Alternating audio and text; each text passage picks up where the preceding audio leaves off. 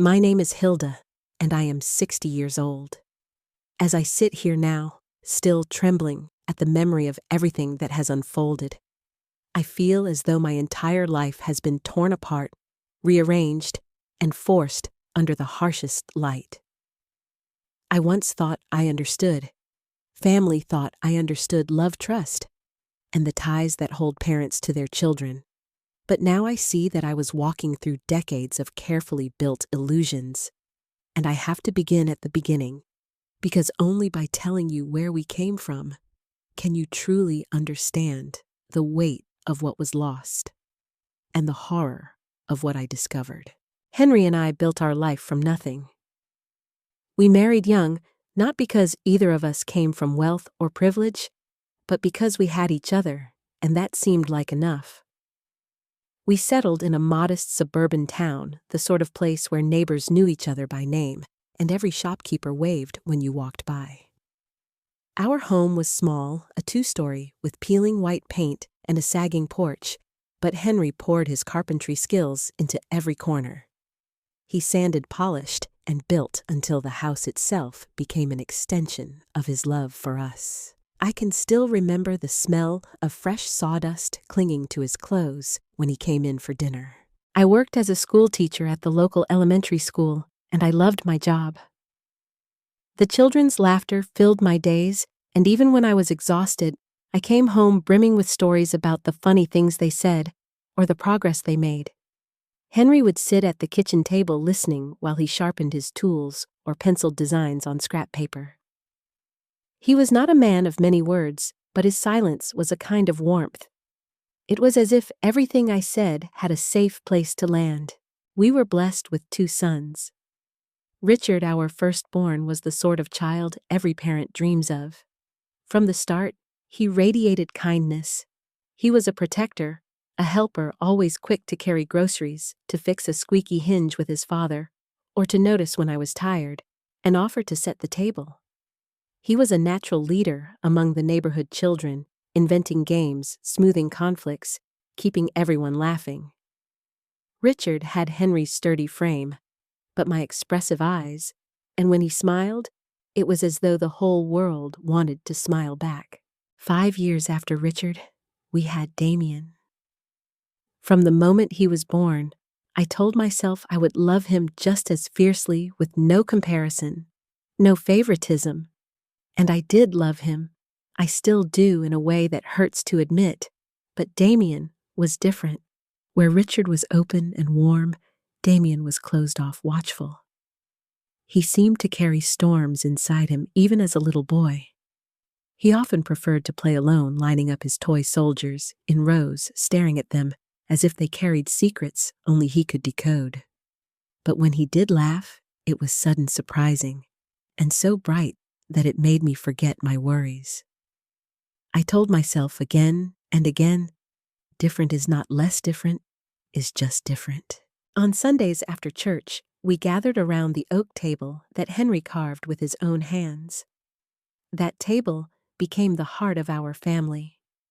We celebrated birthdays, there blew out candles, opened Christmas gifts, spread out Richard's school projects, corrected Damien's homework. There were roast chickens, casseroles, Henry's famous apple pie. Richard talked about becoming an engineer, building bridges or machines that would make life better. Damien often stayed quiet, pushing peas around his plate, his face unreadable. But I told myself that was fine. Some people are just quieter, I thought, and one day he would find his voice. Evenings were for walks. Henry and I held hands, strolling along the trail outside town, breathing in the scent of pine and earth. We spoke about dreams, seeing the ocean for the first time, traveling once we retired, watching grandchildren run across the same lawn our boys had. I remember how safe I felt then. How complete. I thought the love Henry and I shared was unbreakable, and that our boys, no matter their differences, would grow up to cherish the values we had given them. Family gatherings brought noise and chaos, the kind I adored. My sisters Harriet and Irene brought their children, and the house overflowed with laughter and recipes exchanged in the kitchen. Henry played host in the yard, fixing swings or repairing bikes, while the kids darted around like fireflies. I thought we had built something strong, a legacy of warmth that would endure long after we were gone. And at the center of it all was Richard, with his steady energy, his bright future. Damien lurked more in the shadows, but I never stopped hoping he would find his place in the circle. But life has a way of unraveling the neatest tapestries. Richard turned 20, and suddenly the harmony I clung to began to fray. The arguments started small whispers in the hallway between the boys that fell silent the moment I entered. Doors slammed. I heard anger in their voices, but not the words. Henry told me it was nothing, just the normal roughness of brothers growing into men. I wanted to believe him, so I did. I told myself that all families had their spats, and that one day my boys would outgrow them and sit side by side in peace. Then came that October night 25 years ago. Richard didn't come home for dinner. At first, I thought he had simply lost track of time with friends, but when midnight passed, and then one dread gnawed at me. Damien was in his room, books spread on the desk, but when I looked into his eyes, something unsettled me. They flickered with an intensity I couldn't name. Henry and neighbors searched through the night flashlights sweeping through fields and trails. By dawn, the world shattered. Richard's body was found at the bottom of the gorge water, rushing past his lifeless form. The police called it an accident, a misstep in the dark. At the funeral, I wore the same black dress I had worn for my mother years earlier, and I thought my soul might cave in. My heart beat with grief so sharp, I could hardly breathe.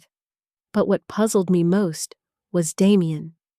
He stood so calm, so still, watching everything with unreadable eyes. While I wept until no tears remained, he remained dry-eyed, lips pressed tight, almost detached. At the time, I told myself it was his way of coping, that everyone grieves differently. But looking back now, I shiver at the memory of that expression. Henry never left my side that day. He held me up when my knees buckled, whispered words that were both tender and strained. I thought his silence was grief too heavy for words. Only much later would I realize there was something else behind it, something he carried alone for decades. After Richard's death, Damien transformed. He began to help with chores, linger in the workshop with Henry, ask if I needed anything. It felt like he was trying to fill the void, to step into the role his brother had left empty. I welcomed it, desperate to believe that life, though scarred, could still be whole. I convinced myself that tragedy had matured him, made him softer, more attentive. How naive I was.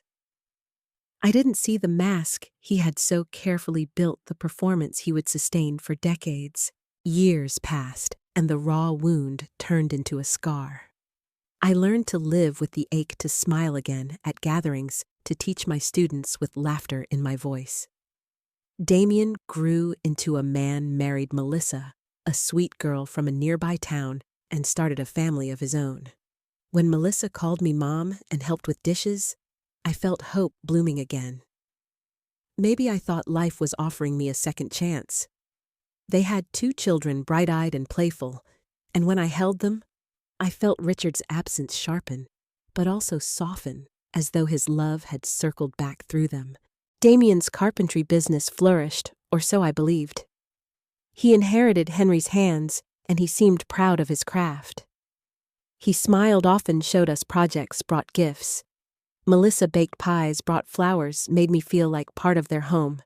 And for a while, I let myself believe that the darkness of the past was buried, that love had triumphed over tragedy. But the truth was waiting. Waiting in silence, waiting in shadows, waiting to explode decades later on a mountain trail where my son and his wife would try to push me and Henry to our deaths. And the first signs of that truth began with a simple suggestion about updating our will. When Henry and I turned 60, Damien suggested something that at first sounded reasonable, even caring. "Mom, Dad, it's time to get your affairs in order," he said with a smile that now chills me. "You've worked so hard your whole lives. Don't you want the peace of mind that comes with knowing everything is set for the future?" Melissa sat beside him, her hand brushing mine with practiced tenderness. "We just want to make sure you're protected," she added, her eyes wide, her voice honey-sweet. I should have felt gratitude, but instead, a strange unease crawled under my skin. Still, Henry and I agreed to visit Albert, the lawyer we had known for years. Albert explained the usual options: a trust, a traditional will, equal shares for grandchildren. But Damien was insistent. He wanted everything in his and Melissa's names. He assured us he would handle the distribution to the grandchildren fairly, that it was better for us, better for them, easier for everyone. "You'll need us as you grow older," he said, his tone light but firm. "It just makes sense for us to manage everything directly." Henry, ever trusting, nodded along. He had always believed the best of people, especially his own son. But something about Damien's insistence unsettled me. Richard's absence echoed in my heart. He had always spoken of caring for us in our old age, of making sure we had everything we needed. But Richard was gone. All we had left was Damien, and so with hesitation, I signed. Melissa hugged me afterward, whispering in my ear, "Now we're united forever." I remember shivering, though I didn't know why. In the weeks that followed, Damien and Melissa began to visit more often. But these visits were different. They no longer came simply to share a meal or let the children play in the yard. Instead, they brought suggestions always about money, always about our future. "This house is too big for you now," Melissa said one afternoon, her eyes sweeping across the living room with calculation rather than nostalgia. "Think how much easier it would be if you moved somewhere smaller, somewhere closer to town. We could help you find a comfortable apartment." I bristled. This house wasn't just wood and nails, it was our history. Every corner held memories: Richard's laughter, Damien's quiet games, family dinners, Christmas mornings. Even the scratches on the oak table told stories of homework and spilled soup. "How could I leave all that behind? I'm not ready to move," I said firmly. I caught a flicker of irritation in Damien's eyes, a tightening of his jaw that unsettled me. "You're being irrational, Mom," he said, his tone sharper than I had ever heard. "This house is dangerous for people your age. What if you fall down the stairs? What if something happens and we can't get to you in time?" Melissa chimed in, nodding. "It's just practical, Hilda. The upkeep must be exhausting. Selling now while the market is high is the smartest thing you could do." Henry began to waver. He had always been pragmatic, always thinking of efficiency. I could see him considering their arguments, turning them over in his mind. But in my heart, dread grew. Why were they so desperate for us to change everything? Why was my son suddenly so consumed with our finances? That night, after Damien and Melissa left, I voiced my fears. "Henry," I said softly, "don't you think it's strange how suddenly Damien cares about our money? He never used to." Henry shrugged, brushing his teeth. "He just wants to help us, Hilda. We aren't as young as we used to be. Maybe it's time we listened." But his eyes, when he looked at me through the bathroom mirror, carried a shadow. He wasn't as convinced as his words pretended. Then Damien suggested power of attorney. We were in our kitchen when he brought it up, Melissa casually pouring tea, as though she owned the place. "It's just a precaution," Damien said smoothly. "If either of you gets sick or incapacitated, we'll be able to manage things without legal complications." He said it as if it were the most logical thing in the world. But the hairs on the back of my neck stood on end. His voice was too practiced, his insistence too strong. That night, I lay awake, staring at the ceiling, Henry's steady breathing beside me. A feeling of dread rooted itself in my chest. I called my sister Harriet the next day, needing her clear-eyed perspective. After I explained, she was silent for a long moment. "Hilda," she finally said, her tone heavy, "doesn't it strike you as strange? Damien isn't struggling. His business looks fine. Why is he so desperate to control everything you own? People only push this hard when they need something." Her words hit me like ice water. That afternoon when Damien visited, I confronted him. "Why is this so important to you?" I asked, my voice trembling. "Your father and I are still in our right minds. We don't need anyone controlling our affairs." His reaction was immediate. His face hardened, and for a brief instant, I saw something in his eyes that made my blood run cold, a flash of something cruel, calculating. But then it was gone, replaced by his usual smile. "It's not about control, Mom," he said evenly. "It's about responsibility. About love." Melissa added, "We just want to relieve you of worry. That's all."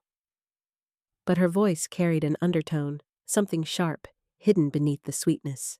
That evening, Henry and I argued for the first time in years. He accused me of being paranoid, of looking for trouble where there was none. I reminded him of how Damien had changed after Richard's death, how he had always frightened me a little. Henry fell silent then, and his eyes grew distant. Finally, he whispered words that shattered everything I thought I knew. "There are things about Richard's death," he said, "that I never told you." I froze. "What do you mean?" Henry sat heavily at the kitchen table, his hands trembling. "That night," he said slowly, "Damien wasn't in his room. I saw him leave around 8. Something about him worried me, so I followed. I found them, Damien and Richard, by the gorge. They were screaming at each other. Richard had papers in his hand. He was waving them in Damien's face, calling him a thief. He had discovered Damien had been stealing from our savings account. I felt the world tilt beneath me. My breath caught. "What happened?" I whispered, though part of me dreaded the answer. Henry buried his face in his hands. "They argued. Richard threatened to tell us everything." "Damien!" he snapped. "He pushed Richard. I saw it. It wasn't an accident, Hilda. He pushed him, and Richard fell. The room spun." I clutched the back of a chair to steady myself. "And you never told me." Henry's voice broke. "He begged me. He cried, said it was an accident, that he hadn't meant to. Richard was already gone. I couldn't bring him back, but I could save Damien. He promised he would make amends, that he would change. I wanted to believe him. He was my son too." Tears blurred my vision. For 25 years, I had lived beside a lie. I had mourned Richard's death as an accident, never knowing the truth that my own son had killed my other son, and Henry had carried that secret, protecting Damien while letting me grieve in ignorance. "Did he ever return the money?" I asked, my voice hollow. Henry shook his head. "No. He stole again and again. Small amounts, large amounts. And every time I looked the other way, I became his accomplice." The enormity of it crushed me. Damien had killed his brother over money. And Henry, the man I had trusted with my soul, had hidden it. I stumbled to our bedroom, unable to bear the sight of my husband, the man who had lied to me for half my life. In the days that followed, Henry tried to explain. He showed me papers he had been hiding, evidence of Damien's debts, over $100,000, owed to banks and private lenders. His carpentry business was failing. The confident, successful image Damien projected was a sham. "He's desperate," Hilda, Henry said, his voice low. "That's why he's pressing so hard. He doesn't just want our money. He needs it to survive." Melissa's sweet smiles, her constant suggestions suddenly made sense. She wasn't naive. She was complicit. Together, they were calculating how much our deaths would be worth. Then came the phone call. Damien's voice was warm, cheerful, practiced. Mom, Dad, Melissa, and I were thinking, it's your 40th anniversary coming up. We want to take you to the mountains this weekend. A hike, some pictures, a picnic. Just us. It'll be special. My blood froze. Henry, listening on the extension, locked eyes with me. We both knew what this was. Not a celebration, an invitation to our execution. That night, we held each other in bed, sleepless, our bodies trembling with fear. We can't go, I whispered. We'll make an excuse. Henry shook his head. If we refuse, they'll find another way. Maybe something worse. A fire, a staged robbery. At least on that mountain we know what to expect. We can prepare. His grim logic silenced me. He pulled out his phone. I'll record everything he said. If we survive, we'll have evidence. If we don't, at least someone will know. He also showed me a letter he had written to Harriet, hidden among our important documents. In it, he confessed everything about Richard's death, Damien's thefts, and the plan he suspected. If we don't come back, he said, his voice breaking, she'll find it. She'll know the truth. That Friday night, our house felt like a tomb. We barely touched our food. We spoke in whispers, memorizing each other's faces, as though we might never see them again. If something happens to me, Henry said, remember that these 40 years with you have been the best of my life. I pressed my forehead to his tears, slipping down my cheeks, terrified that tomorrow might be our last sunrise together. And then Saturday came. The sky was clear, the sun deceptively bright, as Damien and Melissa pulled up in their car. Morning lovebirds, Damien called, cheerful, almost giddy. Melissa beamed as if it were the happiest day of her life. But I knew the truth. I knew we were stepping into a carefully prepared trap, walking straight into the jaws of our own son's betrayal. The drive to the mountains was 2 hours long, though it felt like 2 days. Melissa sat in the passenger seat, humming along to the radio, occasionally reaching back to offer us cookies or bottled water. Her movements were casual, cheerful, almost maternal, but to me, they were the rehearsed gestures of someone playing a role. Damien drove with exaggerated caution, obeying every speed limit, stopping at every sign. He didn't want an accident to ruin his perfect plan. Every detail was designed to make this look like a happy family outing. Henry reached for my hand, squeezing gently. I knew what he was telling me without words. The phone was recording. Every laugh, every suggestion, every careless remark would be captured. It was our only shield. When we reached the trailhead, the air was crisp, pine-scented, and deceptively beautiful. I looked up at the towering trees, at the sunlight filtering through their branches, and for the first time in my life, I felt no peace in nature. The earth itself seemed like a co-conspirator in my son's scheme.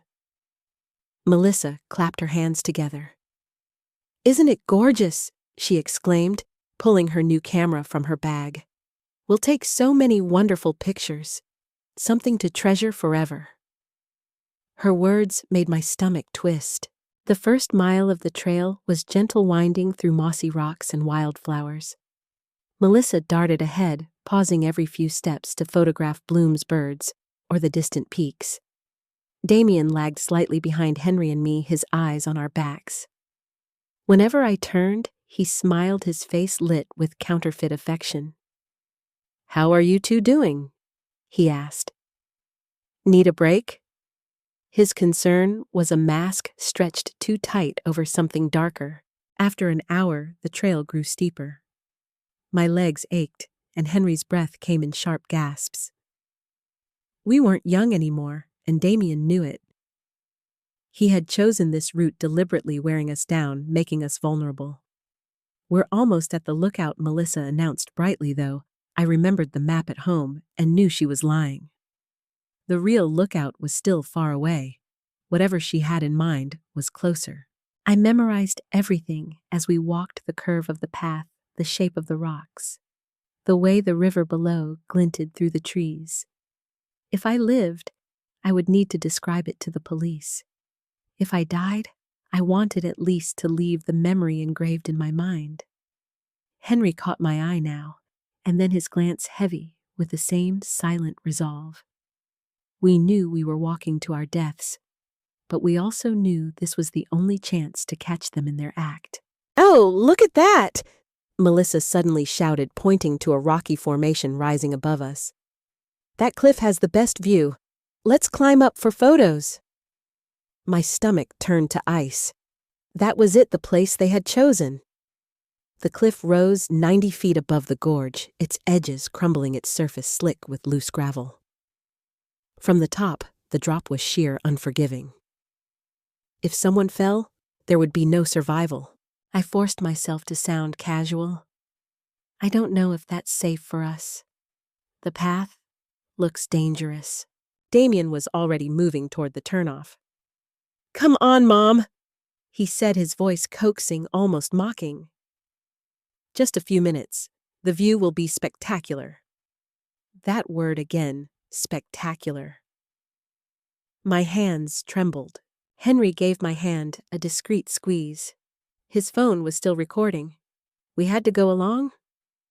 If we resisted now, Damien would only find another place, another excuse. Better to let him think his plan was working. The climb was brutal. My shoes slipped on loose rocks. My knees ached, and sweat stung my eyes. Damien offered his hand, pulling me upward with too much force, his grip like a predator's claws. Melissa moved with ease, her steps quick, her laughter light. She had rehearsed this climb, I realized. She knew it well. At the top, the valley stretched wide, green and glistening under the sun. It should have been breathtaking. Instead, it felt like standing on the edge of my own grave. Melissa waved us closer to the rim. "Stand here," she said. "I want the valley behind you." Henry and I obeyed, hearts pounding, knowing the end was near. Damien positioned himself just behind us, too close, too deliberate. His eyes flickered with something that was no longer hidden. "Perfect," Melissa said, raising her camera. "Now smile." The shutter clicked each flash like a countdown. Damien shifted his weight. "One more," he suggested, "but step back a little. The picture will look better." One step back meant teetering on the very edge of the abyss. Henry and I exchanged a look. This was it. Melissa's eyes hardened. The mask slipped away. "Smile," she said again, her voice cold. "This will be your last photo." Damien lunged, but Henry was ready.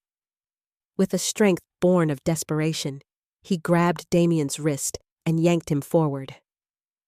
"If we're going to die," Henry roared, "you're coming with us." For a moment, we were all entangled bodies colliding, feet scrabbling for purchase. Melissa screamed, rushing forward to help her husband, but the weight was too much. Gravel slid. The ground gave way. And then we were falling.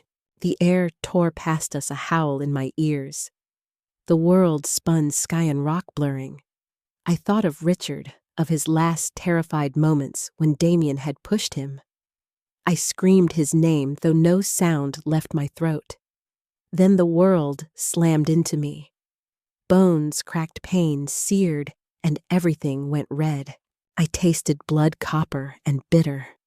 I could barely breathe.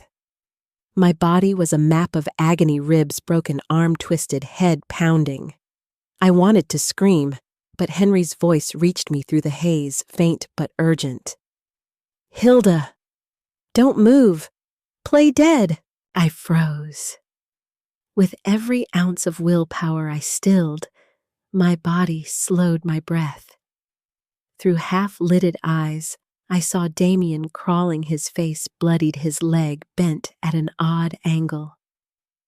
"Melissa," he groaned. "Are you?" "I think my leg is broken," she whimpered. It hurts so much. What about the old people? She asked after a moment. They're dead, Damien rasped. He crawled closer, peering at us. Eyes open, no breath. They're gone. Relief spread across his battered face. Perfect, Melissa whispered. It worked, except for us falling too. She gave a bitter laugh. At least we don't have to pretend we love them anymore. Their words were knives slicing what was left of my heart. My son, my flesh and blood, had killed his brother, tried to kill me and his father, and now spoke of us as nothing more than obstacles removed. For endless minutes, Henry and I lay motionless as they crawled away, voices fading. Remember the story, Damien said. We'll tell them it was an accident. Dad slipped. He pulled Mom. We tried to help but fell too. Same story, no deviations. I know, Melissa replied. We practiced it enough. We're the poor, traumatized survivors. Their voices vanished into the forest, leaving only the rush of blood in my ears and Henry's faint groans. Very slowly, I whispered, We're alive.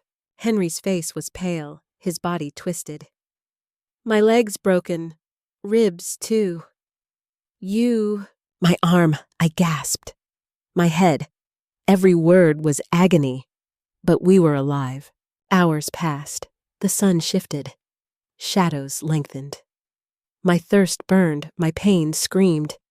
But still we lay there afraid to move, afraid Damien might return. At last, we heard shouts. Helicopters thumped above. Rescue teams.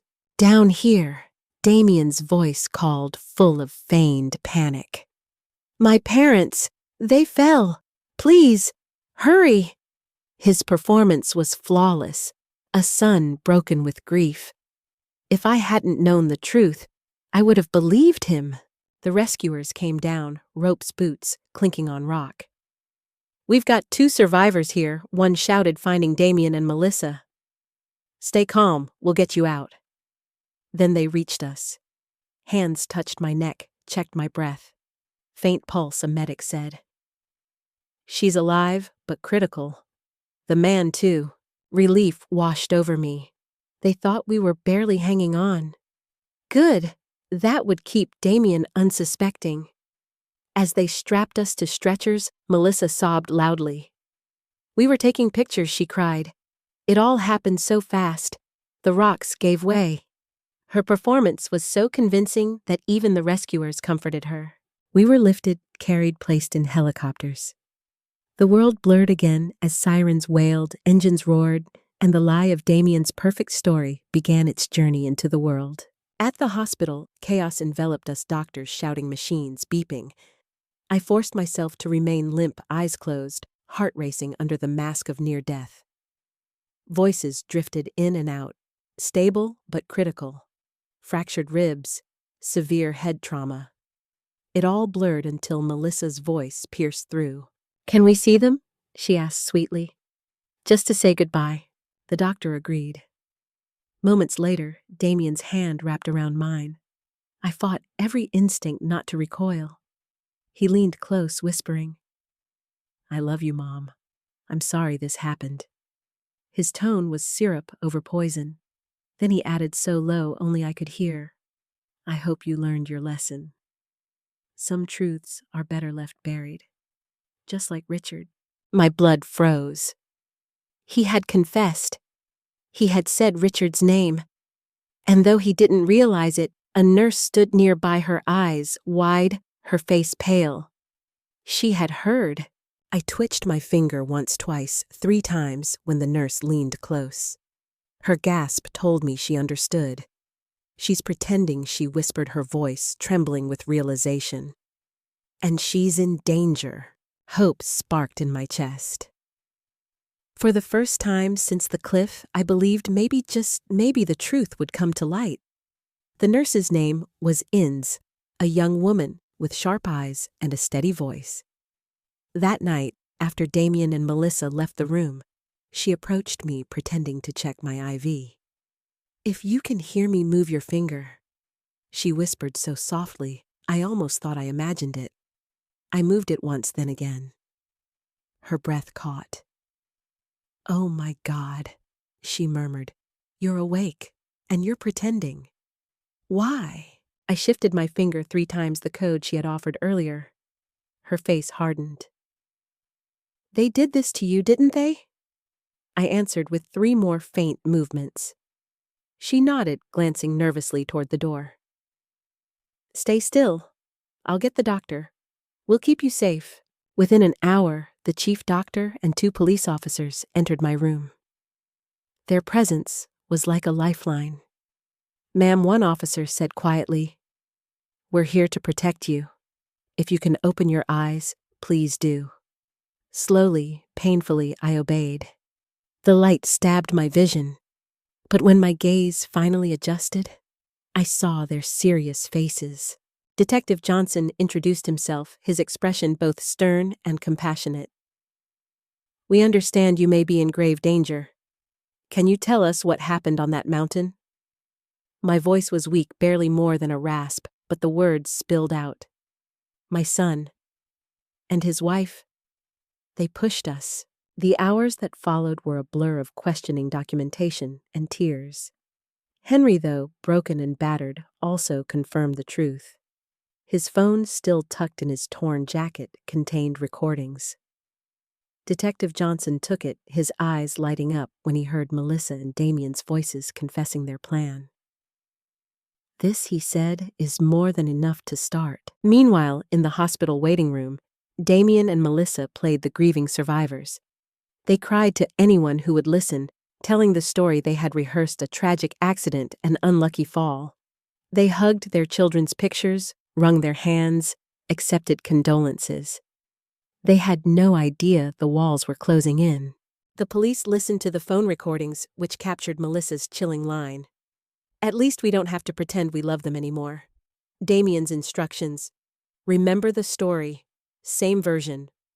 No deviations." The evidence was undeniable. Detective Johnson returned to our room with a grim smile. "They won't see it coming.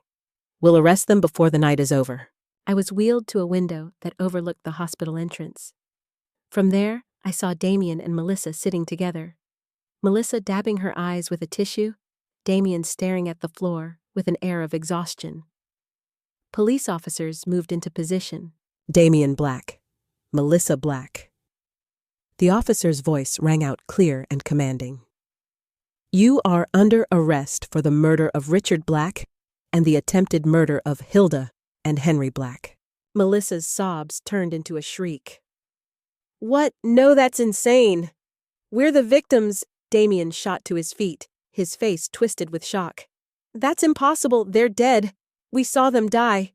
His words, shouted in fury, were recorded by 6 police body cams.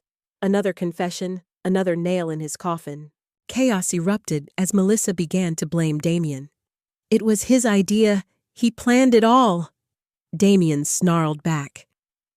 "You suggested the cliff. Don't you dare pin this on me." Their alliance, built on lies and greed, collapsed instantly. Handcuffed, they were led to police cars while still hurling accusations at each other. From my hospital bed, I felt no triumph, only hollow devastation. These were the children I had trusted, welcomed into my home, believed in for decades. Now they were paraded before the world as murderers. The media swarmed the case. Headlines screamed of betrayal. Parents pushed off cliff by son and daughter-in-law.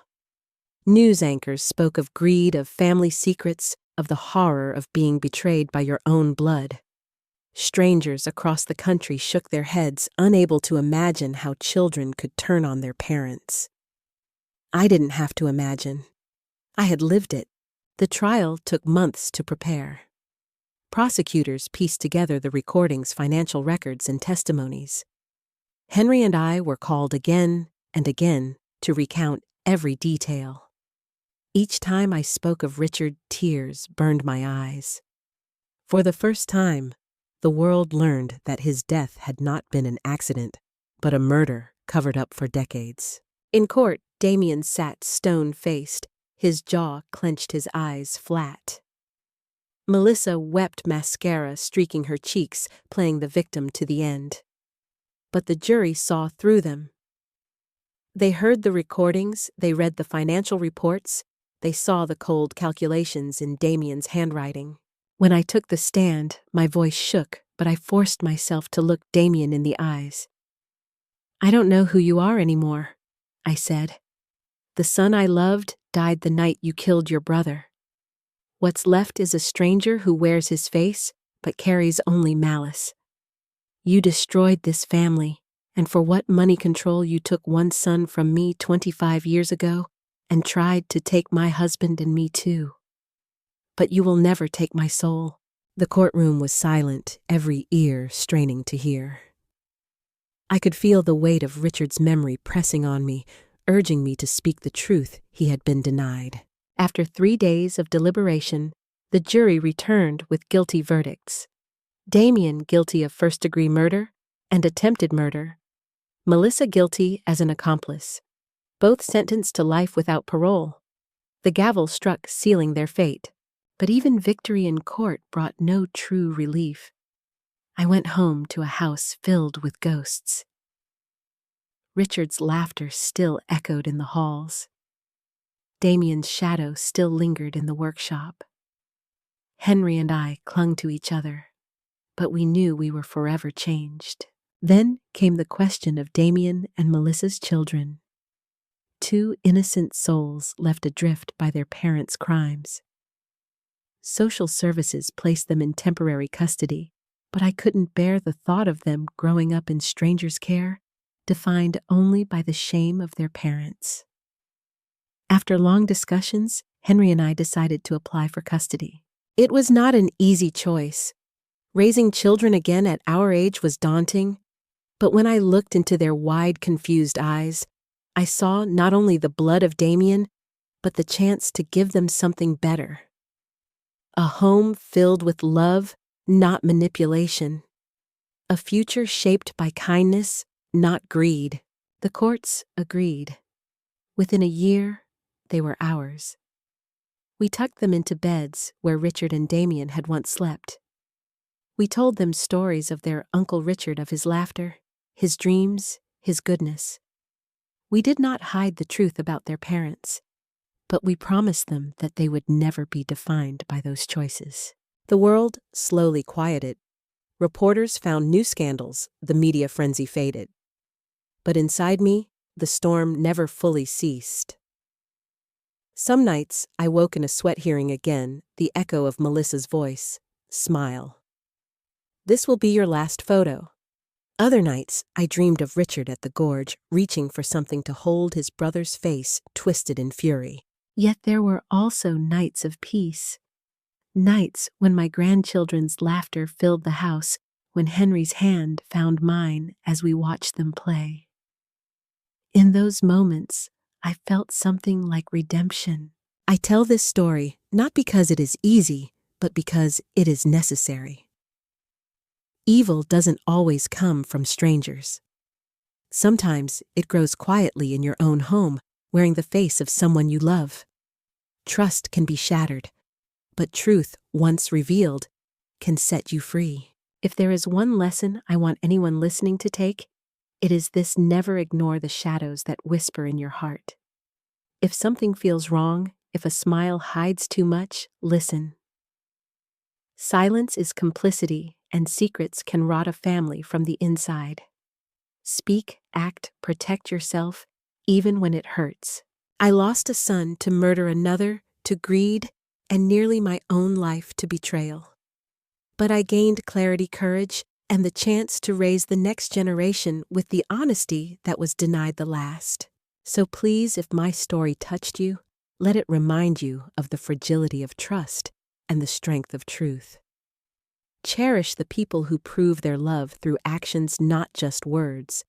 Hold close the ones who would never push you off a cliff, literal or otherwise. And if you believe stories like this must be heard, don't let this one end here. Like, share, and subscribe to help us spread these lessons to others. And please comment below with your own thoughts or experiences because your voice might be the one that helps someone else see the shadows before it's too late.